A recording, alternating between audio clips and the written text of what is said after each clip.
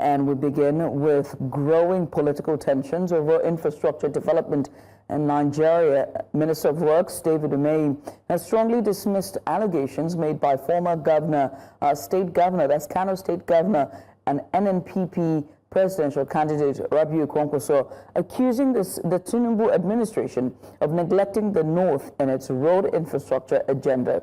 Speaking to reporters, Umahi labeled Kwankwaso's claims as absolutely false, misleading and self-serving, accusing the former governor of attempting to deceive northerners and inflame regional sentiments. Kwankwaso had earlier alleged that federal road projects under President Bola Tinubu were disproportionately focused in the south, leaving the north, particularly the northwest, behind. The statement triggered swift reactions from the presidency, which also rejected the comments as divisive and factually incorrect.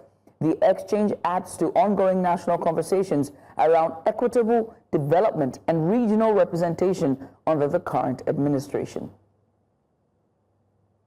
Earlier, former Kano legislative aspirant Adna Adam shared his thoughts on this. Take a look. The president is not doing enough for the northern part of the country in terms of infrastructure and economic development. And this is happening, we cannot call it political, because of their lackadaisical attitude, because of the laziness of our representatives at both federal government, at both the National Assembly, and our state governors. That is why I'm not blaming the president enough on what is happening in terms of marginalization. So what is happening today in the North is something that the people of the northern part of the country can work for themselves to fight this marginalization, if truly there is the marginalization in place. But what is happening, the recent statement by some politicians that there is marginalization of the North, I believe they are just doing it to score some cheap political gain. Because one of the person that has the largest cult followership in northern Nigeria is President Muhammadu Buhari, and today President Muhammadu Buhari is no more. So some people are using everything possible to hide under the umbrella of President Muhammadu Buhari to score that cheap political gain. I believe that the president, even if he is marginalizing the North, it is happening because of the lackadaisical attitude of our people. In Kano, Deputy Senate President and Chairman of the Senate Committee on the Review of the 1999 Constitution, Senator Barrow Jibril, has assured Nigerians that the ongoing constitutional review process is transparent, inclusive and driven by the people, not by any Hindu agenda.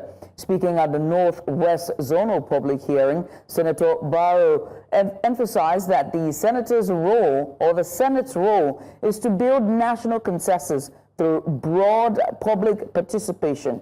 He revealed that the committee has already received hundreds of memoranda from citizens across the country, touching on key national issues such as electoral and judicial reforms, local government autonomy, security, gender inclusion, and the role of traditional institutions, many of which have proven contentious in past reform efforts. Describing the hearing as a critical national exercise, the senator called on Nigerians to engage in the process constructively and responsibly, stressing that public consensus is vital to strengthening democracy and ensuring good governance.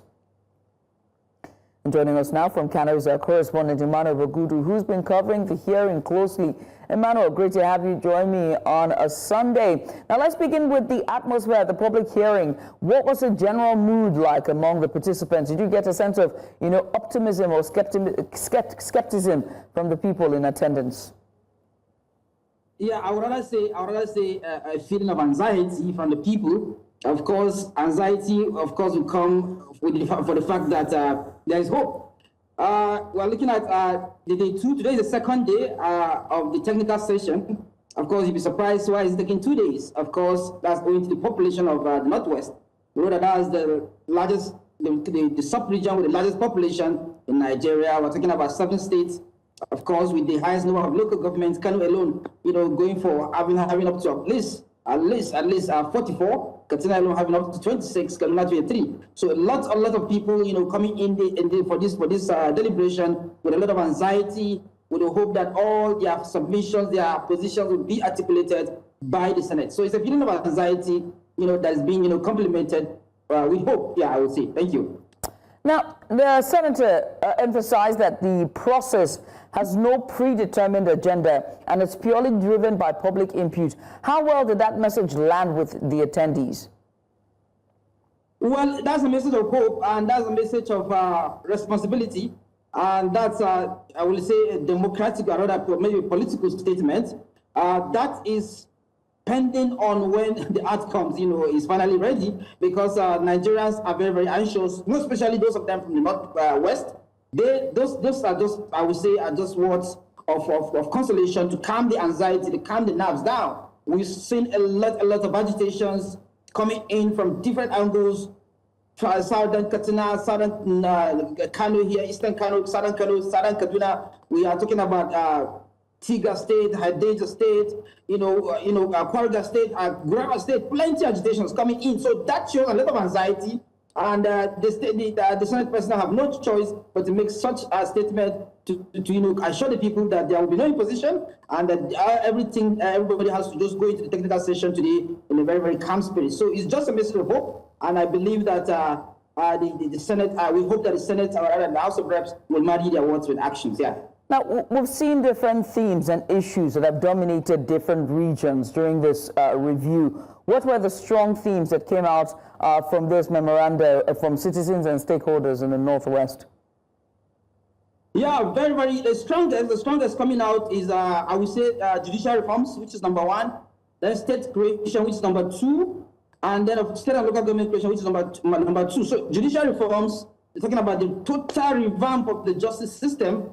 That, for me, stands out as one of the main issues, then followed by state creation. Now, judicial reform in such a way that it stands out for me because of the fact that we still have a lot of issues, unresolved issues in the judicial sector. We have the delay of justice. We are talking about 70% of Nigerian inmates in prisons awaiting trial. If these judicial reforms that are submitting is being tackled by the Constitution, we may have lesser people in our prisons. Justice will be fast-tracked, and then there will be no case of justice denied. We are talking about that was actually raised by the Katsina State representative, who made it clear that judges should be allowed to complete cases, or they should be provided with every paraphernalia to finish all their cases before they are being promoted, before they are transferred to another court, or rather before they are being promoted to either the appeal court or the Supreme Court. Because anytime they abandon these cases, and a new judge comes, he has to start afresh.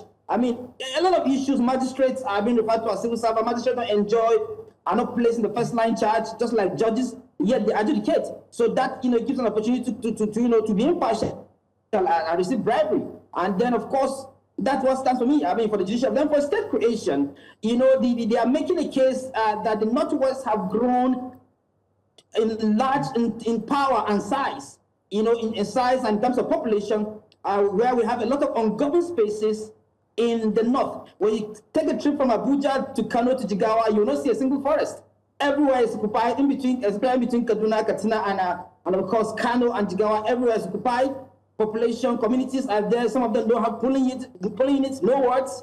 Communities numbering in hundreds, 300, 400, thousands. So there needs to be more creation of local government and state. That's why they believe, because there are a lot of ungoverned spaces in the country. So those two issues are the issues that stands out for me: judicial reform and state creation of local government. Yeah.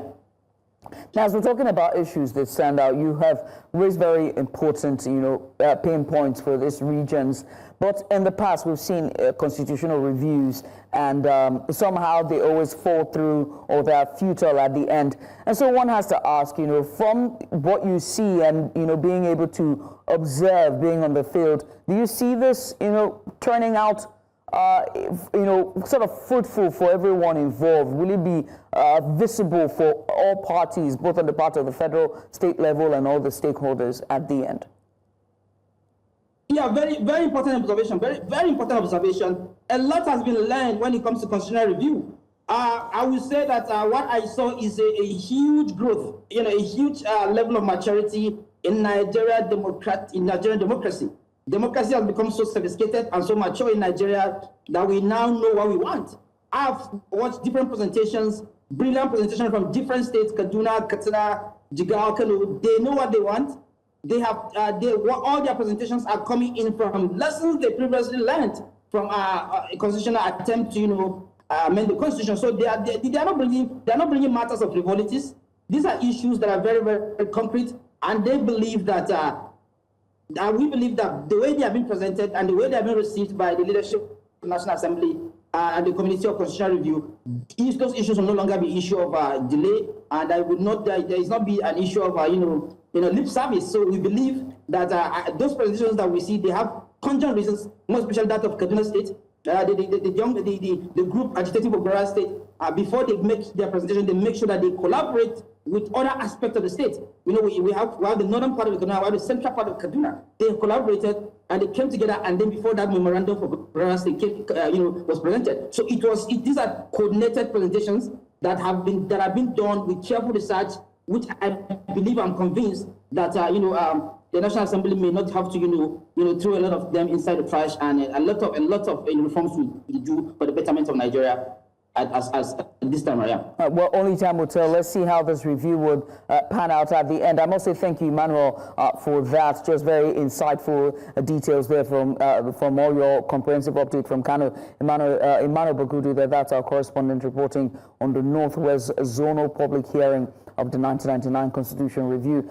Stay with News Central as we continue to track public impute and political developments around Nigeria's constitutional future. Let's head now to Lagos State, as the governor of the state, Babajide Sanwo-Olu, is set to officially swearing in the 57 newly elected council chairmen across the 20 local government areas and 37 local council development areas, LCDAs, in Lagos State. The swearing-in ceremony is taking place any moment from now at the Lagos House Governor's Office, Alausa Ikeja. Now, this comes after the conduct of the local government elections held across the state on July 12th, where the All Progressives Congress secured majority victories.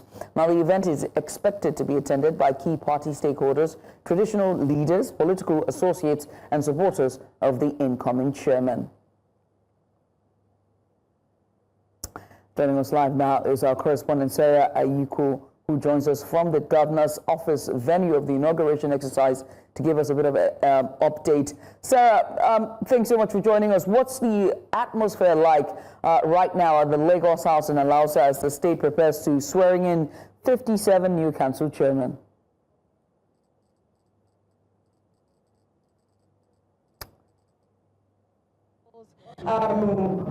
Trooping here since morning, that the program was supposed to start by 12 p.m.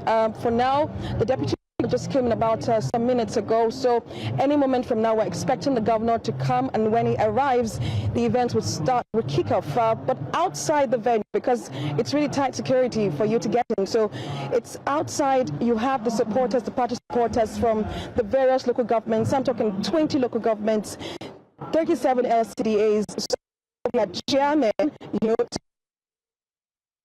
really is going on outside the venue and not really here. Most of the people that you see in that particular hall there, of course, the people that are going to be sworn, that the governor was swearing. Also, you have, of course, their supporters, some of their supporters, a few of their supporters actually.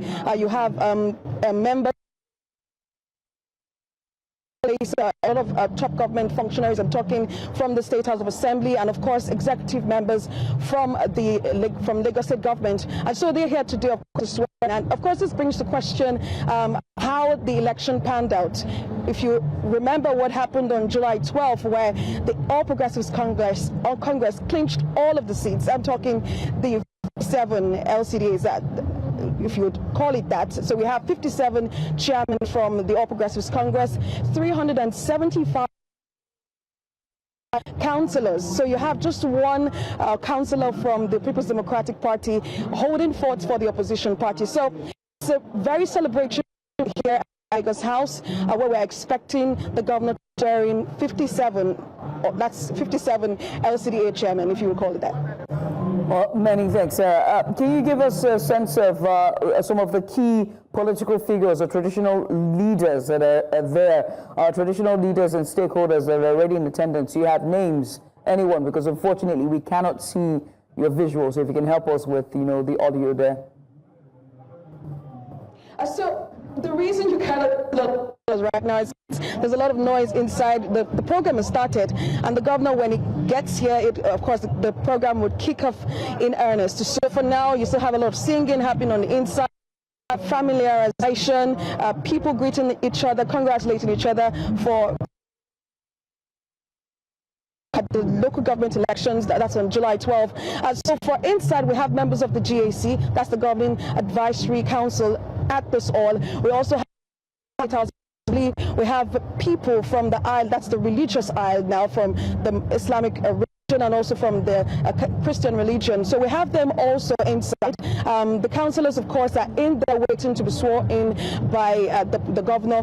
But just to give you a bit of context, outside where you have a party support cheering on their councillors and their chairman. A lot of them have, of course, spoken about how impactful the last 4 years has been. The last time we had this election was 2021, about how or how impactful the last 4 years has been for them. Because, of course, there's going to be mixed reactions if you get to the street, particularly when we speak with some persons who are maybe in that particular local government, who know people know the local government chairman or the councillors. This election and with this we'll try to bring Sarah. They're having a bit of connectivity issue, but we'll try to bring more live update as the governor is about to arrive at the venue of the governor's office, Alausai Keja, to swearing in 57 council chairmen, and about majority of them are all from the APC, just from the just concluded local government elections in Lagos State. This switch gears now to politics. Now, in a bid to strengthen regional unity and influence national leadership decisions, by the way, northern political leaders have come together to deliberate on ways at uniting the opposition coalition under the banner of the Alliance for Democratic Congress to position the party in the build-up to the 2027 general elections. The meeting, the third expanded meeting of the northern arm of the National Political Consultative Group of the ADC, met in Abuja, the capital, to chart a way forward for the North. Sumaya Abubakar has the details. The meeting, which held in Abuja, brought together former political office holders, grassroots mobilizers, and party strategists committed to giving the North a cohesive voice.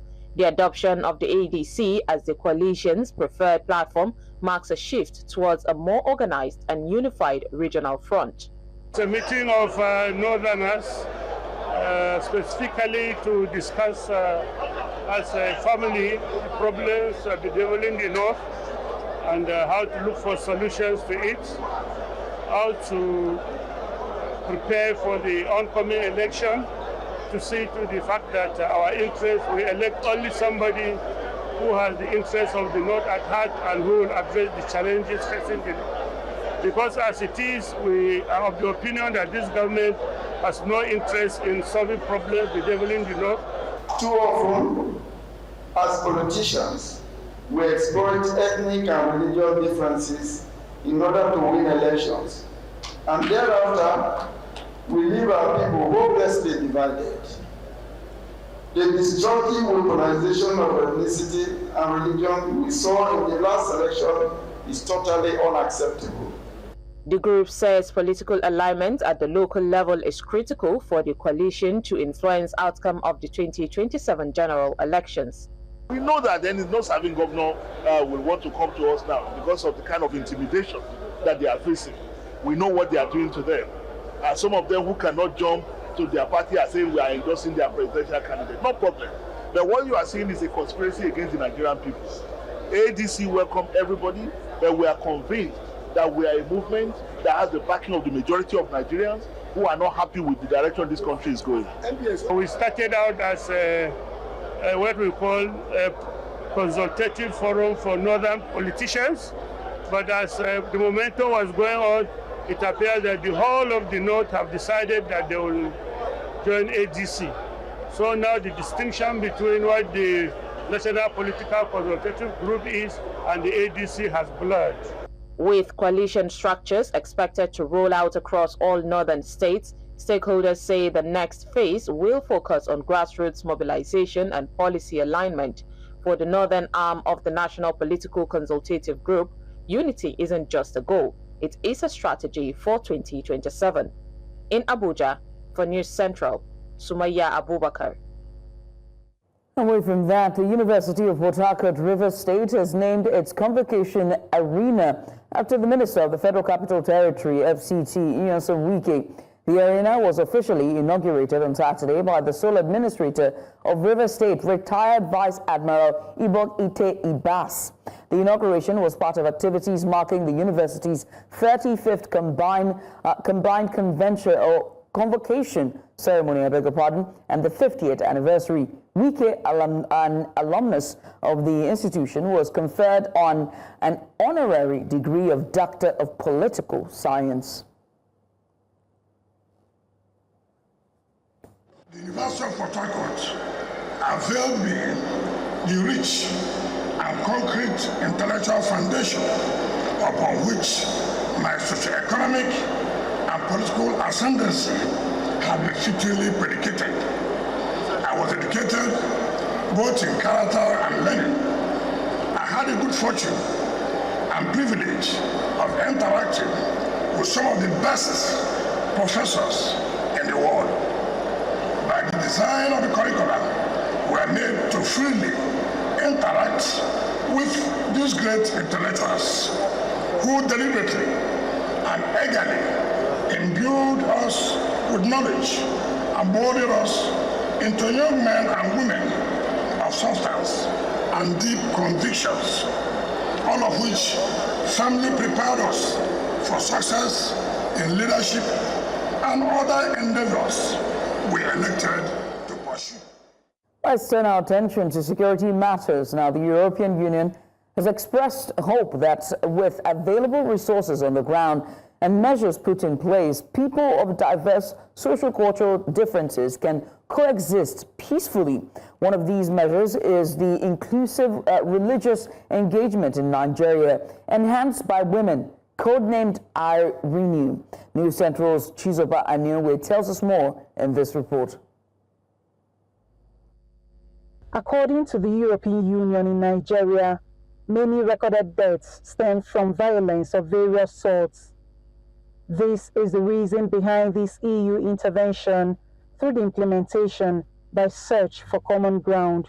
It is possible to live in peace. It is possible for all, regardless of your religion, regardless of your ethnic group, regardless of where you come from, whether you're a farmer, whether you're a herder, or any other activity, that there is space for everybody to live peacefully and that resources can be shared for the benefit of all.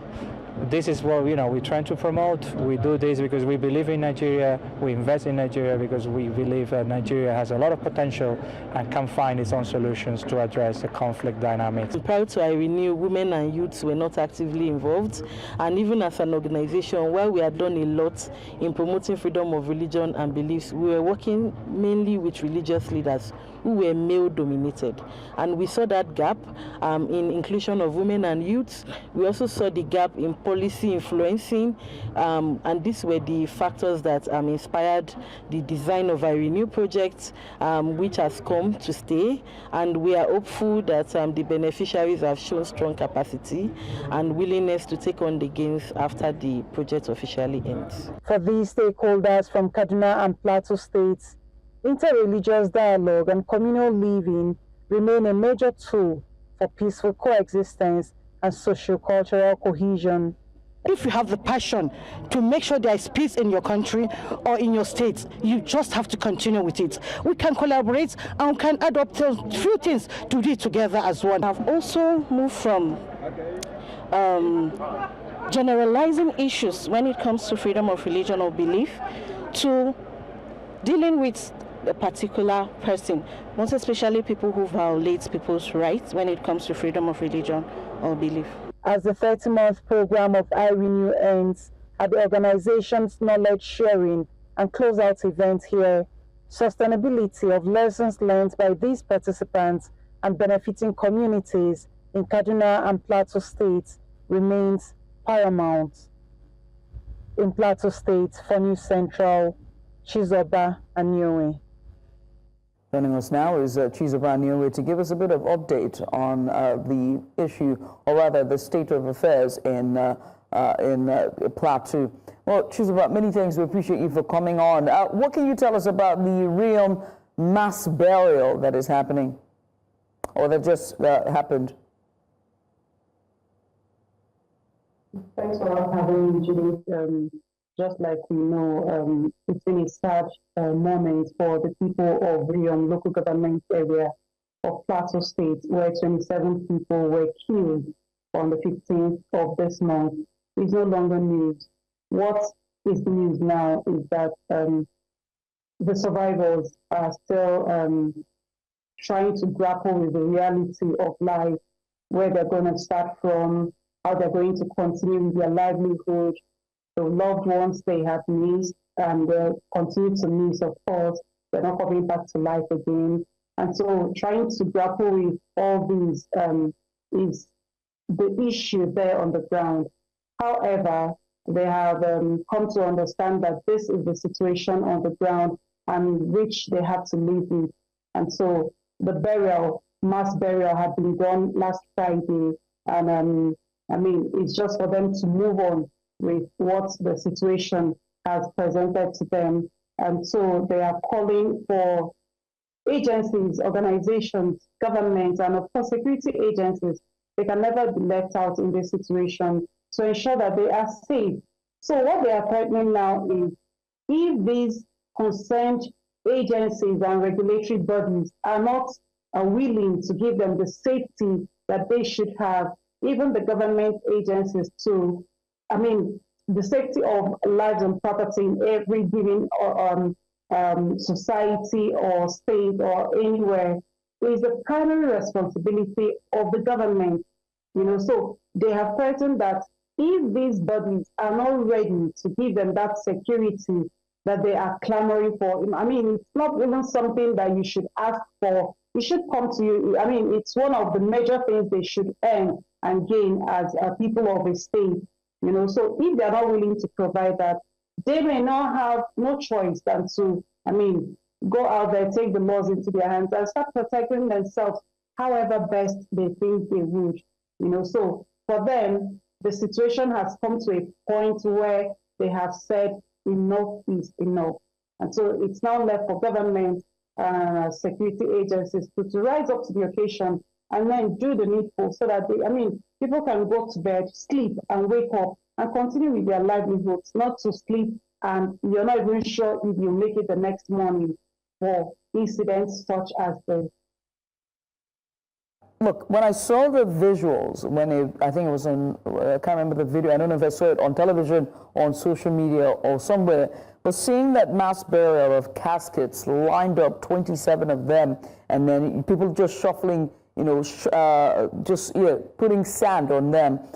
It feels like a scene from a Civil War movie, right? It doesn't seem like it's happening right here in Nigeria, and that's how much of a carnage is happening to our middle belt. 27 lives just being buried very unceremoniously in that manner. People's loved ones, and everything else just gone, just like that. People have lost loved ones, lost lives, lost property, being displaced, leaving their homes. And now we're seeing, even the EU stepping up to the table to, find sustainable ways so that they can be religious tolerant, and curbing communal violence. But just more than that, let's also talk about the government as well. Were there any representatives of the government during the mass burial?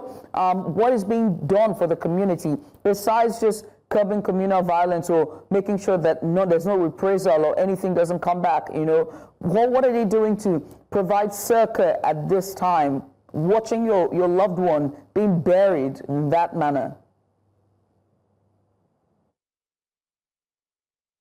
Okay, yeah. As for the government presence at the mass burial, well, the governor wasn't there, but he sent a representative, the commissioner for lands. He was around, and some other government officials were also there.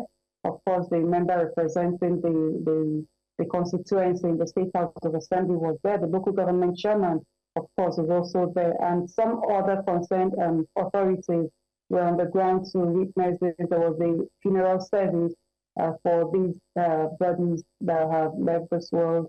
And after the church service, they went for the burial. So that's why you saw those caskets lowered in the grave, and of course they have to be covered. So it was a sad incident, so to speak. What they are saying is, it's just like what people keep saying. Governments will come out from time to time and each and every time to say, oh, we are going to do this. We are regretting that this happened. We are condoling with the families of the affected incidents, but we are going to do something different. So the question now is, what is that something different that they are going to do to ensure that this kind of carnage doesn't reoccur? Because, especially on the plateau, over 2 decades, we're talking about 21, 22 years, that this has been the case. Like every other day, you get to hear about pockets of killings here and there. This is people's lives, People are losing loved ones.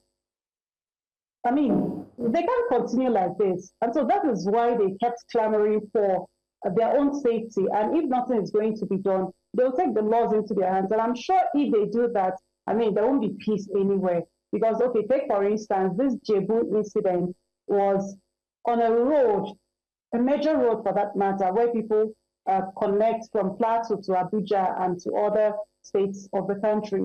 So if anything that nobody is praying for happens, your guess would be as good as mine. So what they are also calling for is for state policing, where members of those communities will take the security of that area into their own hands.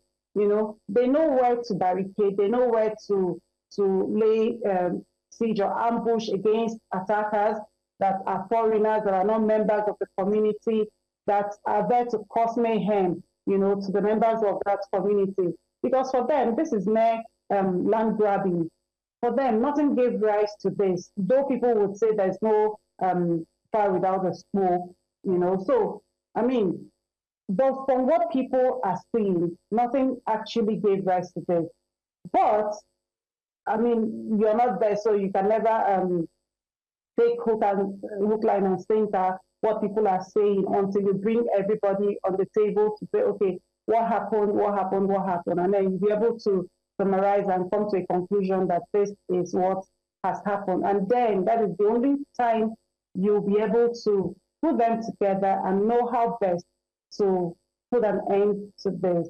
So these measures are what people are looking at. And if I may quote someone we had on our show sometime last week, I'm talking about retired Brigadier General John Temlong. He was on the show, and he was like, this has come to a point where veterans in the security sector should be brought on board. You had a number of them on the plateau here, where if they will be brought into this picture, this is what is happening. What can be done? With their vast experience, in the field before their retirement. Some of them, yes, are retired, but not tired, because you can see some of them at some events, making sense. They're so strong enough to bring their wealth of experience on the table. So if veterans could also be brought into this picture to know what they would say from their own experience, I think it will also suffice at this time, while government also tries to look into the situation to know what they can do on their own feet, probably through stakeholders engagement, just like what you quoted, the EU sponsoring a project, I Renew, which was implemented by the Search for Common Ground, where the issue of inter-religious dialogue is one of the major things that people should bring on board to say, okay, you are of this belief, you are of this faith. There's no how everybody in the world will be of the same belief, of the same faith, of the same religion. So we need to come together on that common ground to say, now I'll respect your own opinion, I'll respect your views. So if we have we can have a safe ground.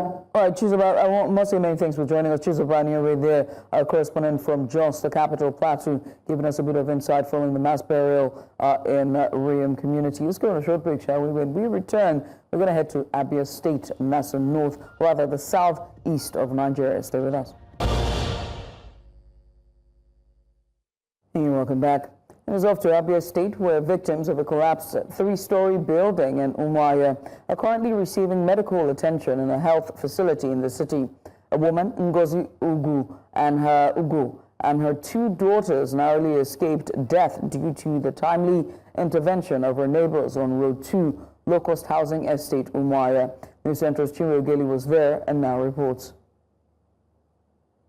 The uncompleted building, which is one out of the three structures in one compound, did not injure anyone living within it, but wreaked havoc in another house. Security guard of the collapsed structure, Babaya Adamu, says the building had shown signs of cracks in the past. There was time it showed signs, but they took a serious measure at that time. The owner of the building, same engineer, they come and check. They bring cement and gravel and work it. That's why it was the same time they even filled this thing. Ngozi Gochukwu lives with her family directly behind the three-story building that collapsed early Saturday morning. According to her, a strange sound woke her up, but she couldn't escape before her entire family was nearly buried in the rubbles.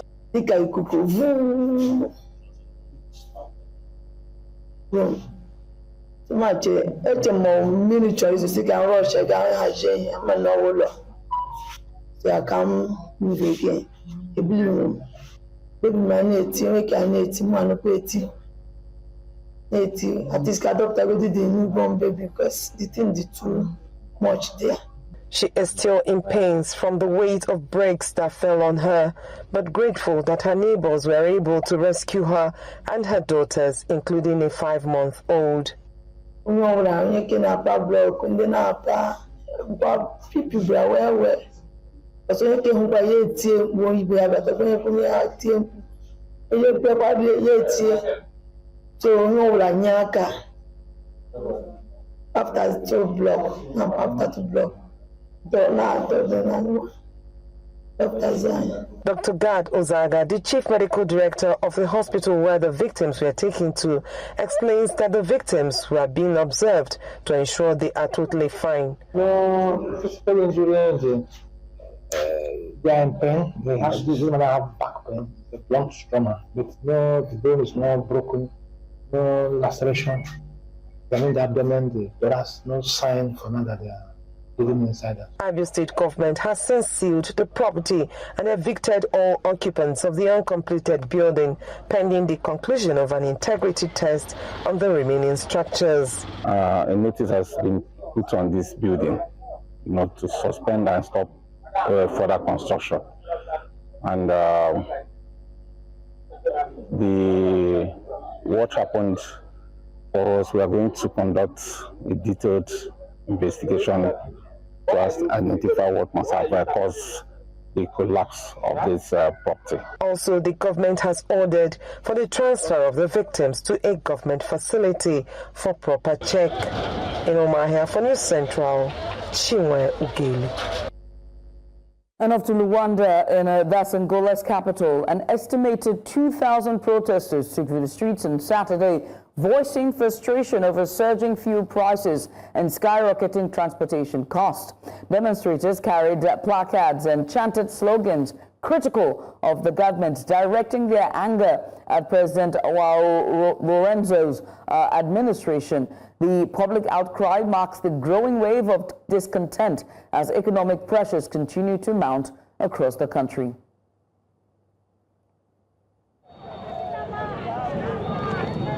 Solidariedade com o povo angolano. O povo sofre e então nós temos que manifestar a nossa solidariedade. Imagina, o custo de vida está cada vez mais elevado. Nós não sabemos o que vai acontecer daqui até o próximo mês. É aqui que nós vamos parar. Nós não podemos de maneira nenhuma aceitar que na véspera nos mudem o percurso. E sempre que isto acontecer, nós vamos parar aonde devíamos continuar. In a bold move deepening Sudan's political crisis, the Rapid Support Forces, RSF, has named a civilian prime minister and unveiled a new presidential council, signaling the formation of a rival government. The announcement came Saturday during a televised press conference in from Inyala city under RSF control in South Darfur. The RSF appointed leader, Mohammed Hassan Al-Isha, a former member of Sudan's Transitional Sovereign Council, was introduced as the prime minister of what the group is calling the, quote, government of peace and unity, end quote. The declaration challenges the authority of the military-backed administration, raising concerns about further fragmentation in a country already torn by more than 2 years of conflict. And off to Tanzania, as the country is set to hold general elections on October 29th, according to an announcement on Saturday by the country's Electoral Commission. Voters will head to the polls to elect a president, members of parliament, and ward councillors. Independent National Electoral Commission chairperson confirmed the date, stating that the candidates' nominations will take place between August 9th and August 27th. He urged all political stakeholders to respect the electoral process and abide by the laws and regulations in place.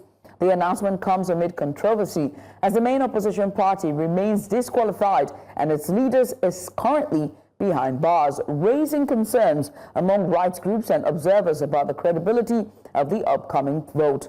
According to the commission, over 37.6 million Tanzanians are registered to vote in this election, which follows the country's last general election in 2020.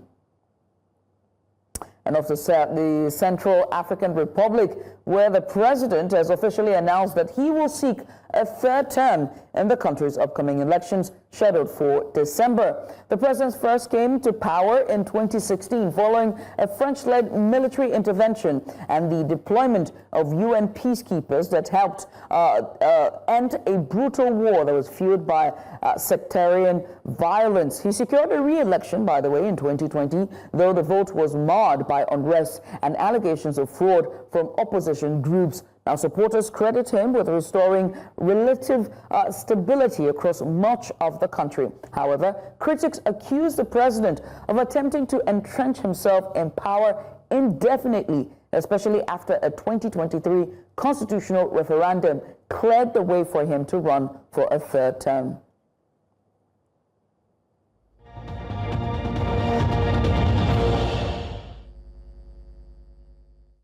Tensions remain higher along the Thailand-Cambodia border as clashes enter a fourth consecutive day.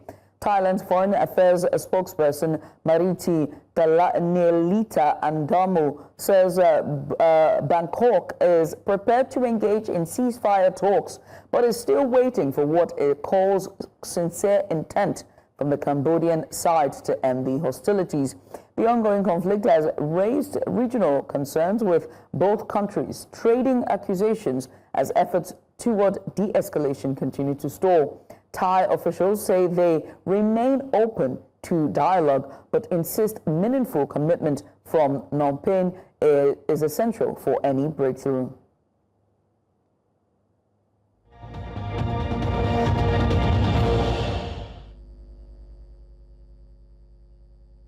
And just the Tigers began their 2025 Women's Afro Basket title defense in style with a commanding 92-45 win over Rwanda. Favorite One has more details. We'll bring you that report in our subsequent bulletins. In the meantime, the Director General of the National Sports Commission, Bukola Olokbade, has congratulated Nigeria's Super Falcons after the dramatic 3-2 victory over host Morocco to win a record 10th Women's Africa Cup of Nations title. Trailing 2-0 at halftime, the Super Falcons staged a thrilling comeback with second-half goals from Esther Okoronkwo, Folashade Ijemilusun, and a late winner by Jennifer Echijini. NSC Director General Bukola Olokbade praised the team's resilience and urged them to aim higher. We were very sure these women were going to win this tournament. A team well groomed, well prepared, and of course, the determination amongst the players, both the old and the young, was shown today. When they were 2-0 down, I did boast up there that Africa's big brother is in town and we're going to take our property back. it will take people to beg us before we can release this trophy to any other country. Viva Nigeria, Viva Falcon. Super Falcons star Aisha Oshoala has dismissed widespread reports claiming she plans to retire from international football after the 2024-25 Women's Africa Cup of Nations. The six-time African Women's Footballer of the Year clarified that the viral Facebook post suggesting her retirement was from a cloned account and not her verified page. The misleading post falsely claimed the 30-year-old striker would step aside for stronger talent. Oshoala confirmed she remains committed to the national team. Agenda must agenda. I get it, but I'm not bothered. I'm still here, I'm still playing, I'm still doing my job. That's what I'm focused on. And that's all we can take at this hour. But before we go, let's take another look at some of the major stories. Minister of Works Umeyi defends Tinubu administration denies lopsided infrastructure allocation. The Deputy Senate President assures Nigerians of transparent people-led constitution review process. And we also reported that Central African Republic's president is seeking a third term in December's elections. Now do remember that you can send us your eyewitness report to the WhatsApp number now showing on the screen. Make sure to follow us on social media. We're at News Central TV on all social media platforms. You can always watch News Central live on DSTV, channel 422, Go TV, channel 23, Star Times, channel 274, Avo TV, and also live on YouTube. Many thanks for watching. I am Judith, the TV. Good afternoon.